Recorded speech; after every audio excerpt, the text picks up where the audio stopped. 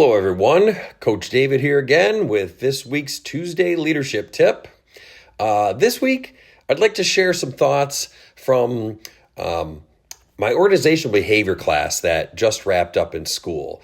In it, we learned in-depth research about the concept of person and organization fit.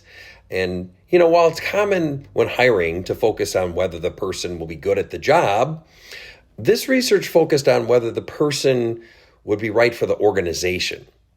So personally speaking, I've come across tons of instances in the past where you had an employee that was great at their job, but not great at fitting in with the culture of the business. I'm sure all of you can think of someone in your past that just didn't make a good fit. And unfortunately, I think the negative impact of that person isn't truly realized until they're gone. Too often that employee is a top performer, which is why they remain at the organization for so long. Whether it's a prima donna technician that turns a lot of hours or that backstabbing salesperson that sells the most vehicles, it's understandable that it feels risky to part ways. But that said, the research makes it quite clear that more harm than good typically arises, and it comes in a variety of ways. Lower job satisfaction of the people that are around them, which leads to lower job performance of all of those people, and more turnover among employees. Plus, you've got low organizational commitment coming from that guilty person, which causes massive headaches for you as their leader.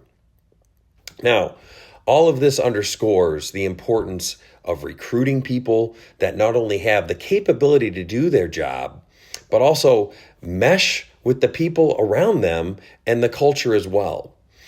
We talked about the massive success of Chick-fil-A, and in one of my previous videos, I may have mentioned their 3 C's that they have for hiring. If not, the 3 C's that they have go with character, chemistry, and competency.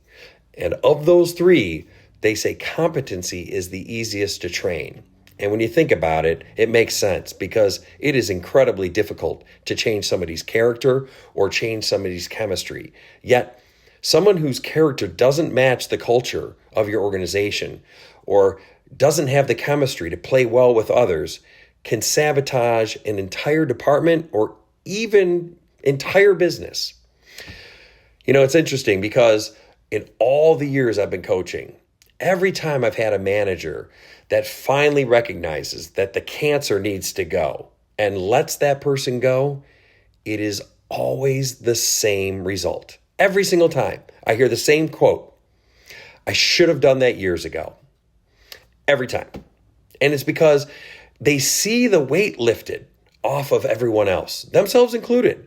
The tension is gone and people step up. They fill in the gaps.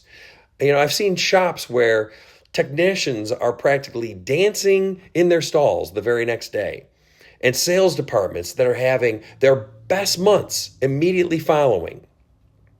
As Dr. Henry Cloud said in one of my earlier videos, you are the steward of the culture of your department, and it only takes one bad apple to create complete chaos. Now, let me finish by saying that while the research is crystal clear as to the negative effects of an employee that is bad or has a bad fit, one should make sure the reason isn't for lack of support or coaching or guidance. Give the person a chance to turn themselves around. But don't linger, hoping they will just magically change on their own. Doing so will keep you in a state of mediocrity or even worse. And now I want to wrap up by saying I always appreciate your comments and your feedback that I get. And I'm sure many of you have experienced this topic before, or sadly, maybe having one of these instances on your hand right now. So I'm always open to discussing things, strategizing with you, and just let me know, whether at my next visit or give me a holler anytime. Thanks, and take care.